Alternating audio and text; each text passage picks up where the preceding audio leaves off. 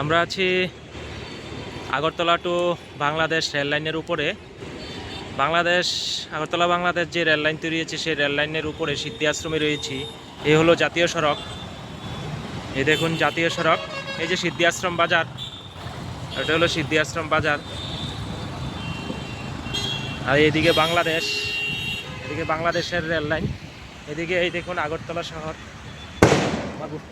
এই হলো আগরতলার দিকে রাস্তা, জাতীয় সড়ক, সিদ্ধি আশ্রম পেট্রোল পাম্প।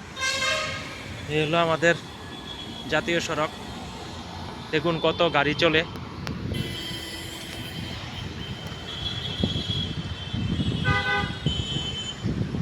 হলো petrol pump,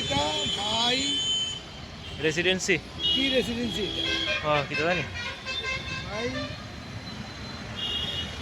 electric line, rail line এখন ইলেকট্রিক হয়ে গেছে। এখানে প্রত্যেক দিন বাজার বসে, সবজি বাজার বসে।